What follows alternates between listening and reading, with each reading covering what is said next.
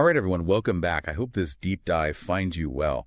On day 13 of the 30 Days program, we really got to make sure those YouTube ad campaigns are reaching the right people. Yeah, absolutely. It's all about expanding that reach to those high-intent car buyers out there, the ones who are, ready to make a move. Ready to sign on the dotted line. Mm-hmm. So we're diving deep into advanced audience targeting today, focusing on two key tactics: broadening the keywords for custom affinity audiences and building new audiences based on URLs. It's about being strategic, right? You want to dominate the conversation with those car shoppers in your market. Make sure your dealership is the first one they think of. Now, custom affinity audiences, we touched on those earlier in the 30 Days program. Right. But today, we're taking them to a whole new level. So let's start with keywords. What's the strategy here? How do we cast a wider net without sacrificing that all-important precision? Okay, so think of it like this. You're not just trying to reach people who are actively searching for, let's say, your brand specifically. You're trying to tap into that mindset of someone who's ready to buy a car, period. Okay, I like that. And one of the most effective ways to do that is by targeting keywords related to your competitors, actually. That's interesting.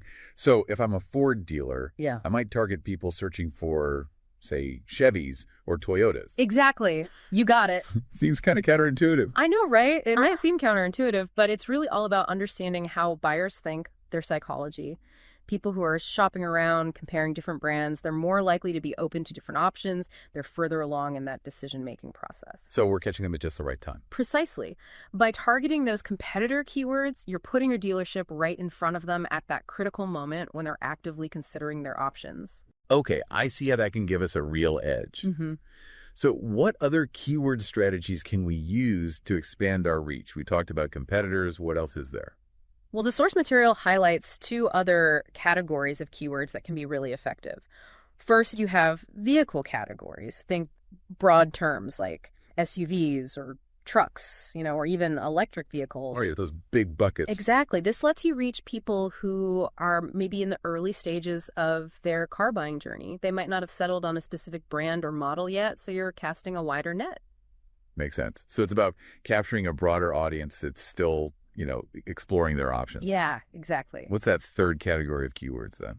All right, the third one is special finance keywords. Now, these can be really, really powerful. You're targeting people who are actively looking for financial assistance, which often means they're closer to actually making a purchase, right? They're serious, yeah. Think about keywords like, auto loans, bad credit card loans, or even something like, car financing for first-time buyers. Interesting. So we're segmenting our audience, reaching out to different groups with very specific needs. I like that. It's all about being strategic. Now, the source material also talks about single keywords. Can you explain what those are and why they're so important for expanding our reach? Absolutely. Single keywords are those broad, one-word terms like just cars, trucks, or SUVs. Okay. They might seem a bit too general, right? But they're actually incredibly valuable for expanding your reach because they cast a much wider net. You're maximizing your exposure and reaching people who might not be using those more specific, longer keywords. So it's about getting in front of as many eyeballs as possible. Even though they're not using like Ford F-150, they might just search for trucks. Exactly. You're catching a wider audience. That's the idea. But how do we make sure we're not just, casting a wide net and hoping for the best? We still want those high-quality leads. How do we ensure we're reaching the right people, even with these broader keywords? Well, that's where layering comes in, which is something we'll talk about a little bit later. But first, let's shift gears and talk about that second strategy for expanding your reach. Creating new custom affinity audiences based on, get this, URLs. Okay, I'm intrigued. We're targeting people based on the websites they visit. Tell me more. Right. So instead of relying solely on keywords, you're now targeting people who have already shown a specific interest or intent by visiting certain websites. Think that like they're already raising their hand saying, hey, I'm interested in this. So how do we decide which URLs are the right ones to target? Where do we even start? Well, the source material actually gives us a really helpful framework for this. It outlines several key categories of URLs that are particularly relevant for, automotive professionals like us. Awesome. The first category is competitor dealership websites. Okay, so my competitors? Yeah, but there's a little nuance to it. We're talking about competitors selling the same brand as you, but located outside of your primary market area. And then also competitors selling different brands, but within your area. Got it. So if I'm a Toyota dealer in, let's say Miami, I might target Toyota dealerships in, I don't know, Fort Lauderdale, or even Honda or Ford dealerships in Miami itself. Exactly. The idea is that people who are checking out those competitor websites are actively shopping around, comparing what's out there. This is like prime time to grab their attention, right? Capitalize on that. Show them why your dealership is the better choice. Makes sense. We're intercepting them right in the middle of their research process. So, what other types of URLs are worth targeting? Another really valuable category is those popular automotive listing websites. The ones everyone uses, like AutoTrader, Cars.com, Kijiji, even Craigslist. Oh, yeah, I've definitely spent some time on those sites. Of course. Think about it. The people browsing these sites, they're clearly in the market for a vehicle, actively searching for the next ride. They're ready to buy. All right, so we've got competitor websites and those big listing sites. What else should we be considering? All right, so the source material also suggests targeting OEM websites, both yours and your competitors. Now, targeting your own OEM website, that's about reinforcing your brand message. You're staying top of mind with folks who are already interested in your specific brand. Right. But targeting your competitor's OEM website, that can be just as valuable, maybe even more. How so? Well, you're reaching those people who might be considering those alternative brands, but they haven't fully made up their minds yet. So we're getting in there early and maybe swaying them our way. Precisely. You're planting that seed. Okay, I'm seeing the strategy here. It's all about being present at every stage of the car buying journey. Right, exactly. So are there any other types of URLs we should add to our list? Yeah, one more critical category to consider. Popular automotive review websites like Edmunds.com or ConsumerReports.org, for example. But yeah, those are the go-to sites for research. Right.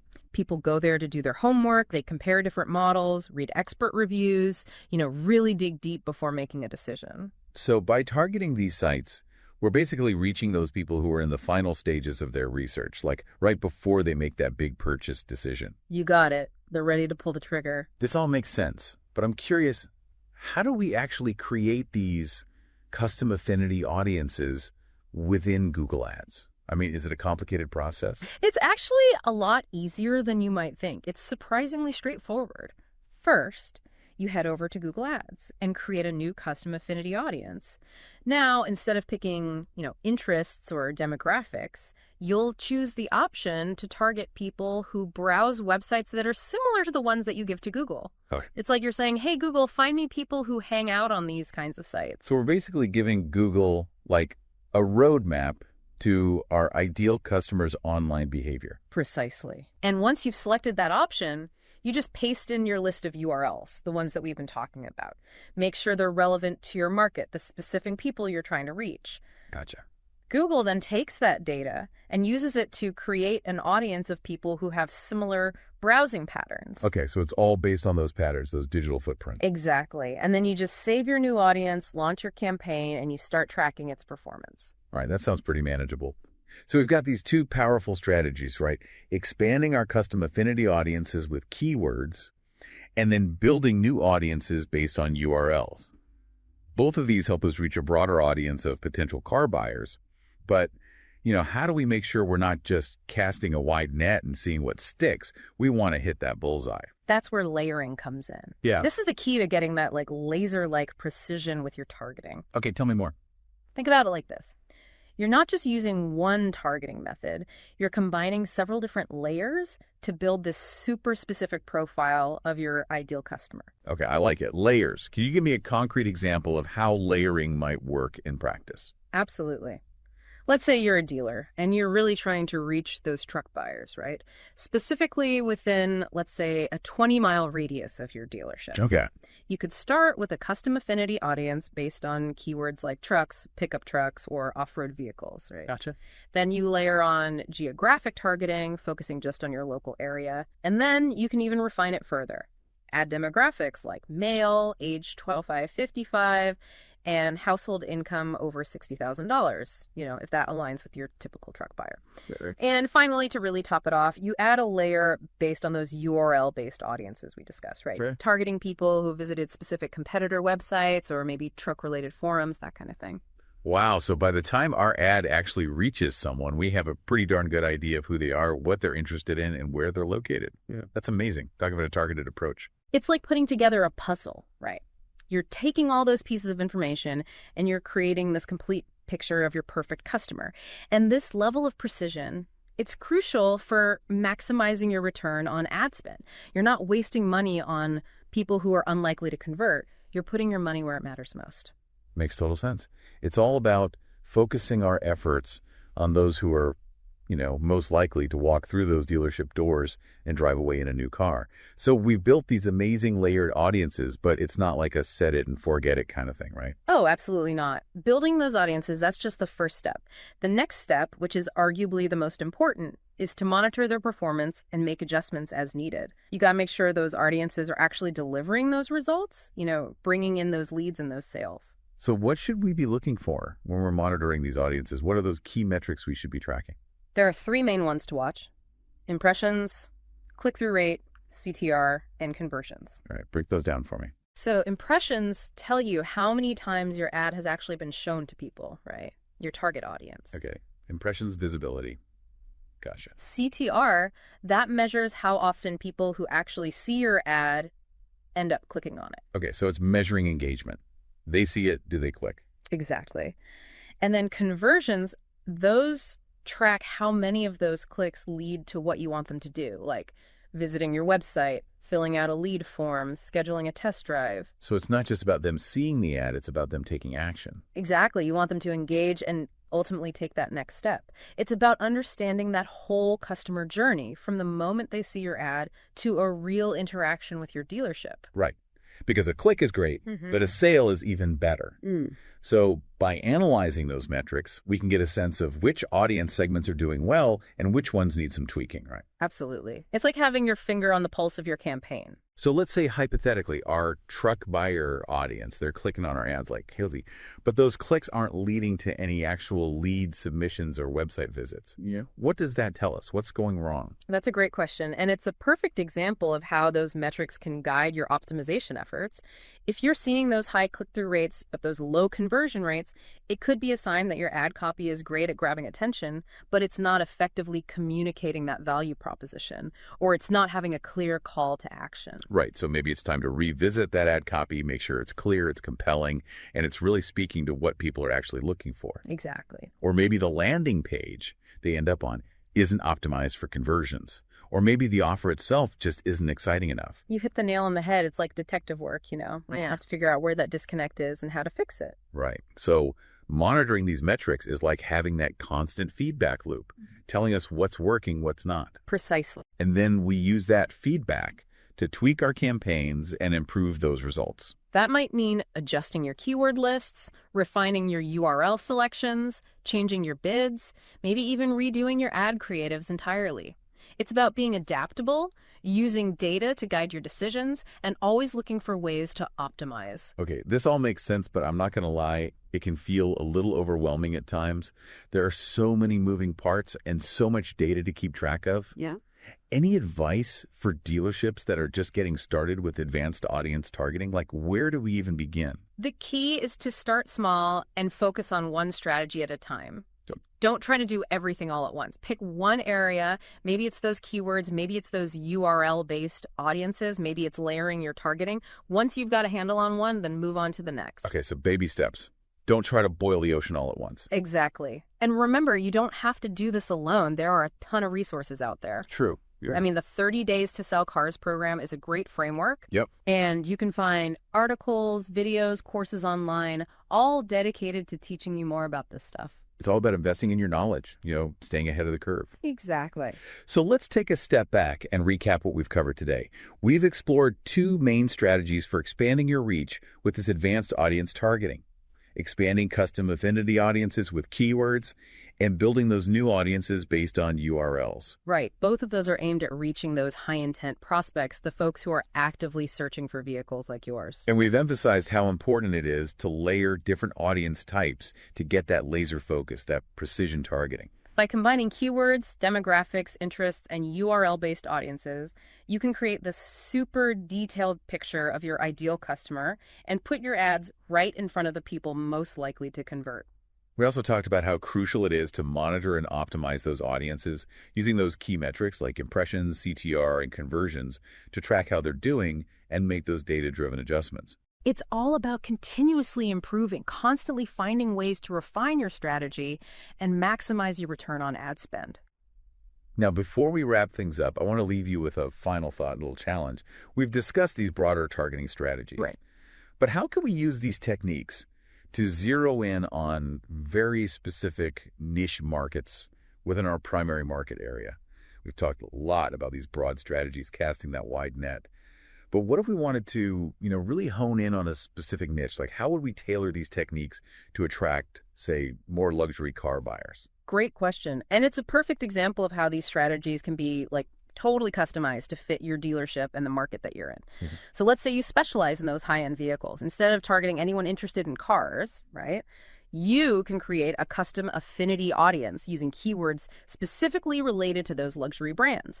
Think Mercedes, BMW, Audi, even specific models like S-Class or 7 Series. So we're really laser focusing, going after those customers who are already showing interest in luxury. Exactly, but it doesn't stop there. Remember those layers we talked about? We can refine this even further by adding in a demographic filter. Target people with a higher income.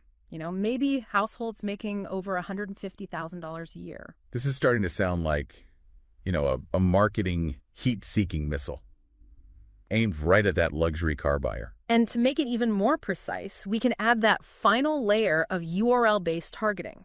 Think about those websites that cater specifically to luxury car enthusiasts, like online magazines, Car and Driver, Motor Trend, review sites that focus on those high-end vehicles, even forums where luxury car owners hang out and talk about their cars.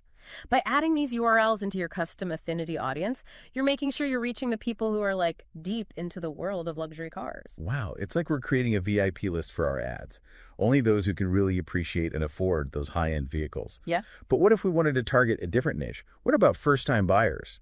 Or, families looking for minivans? Can we apply these same ideas? Absolutely. That's the beauty of these strategies, right? They're flexible. So for first-time buyers, think keywords like affordable cars, first car, maybe best cars for new drivers, even student car loans.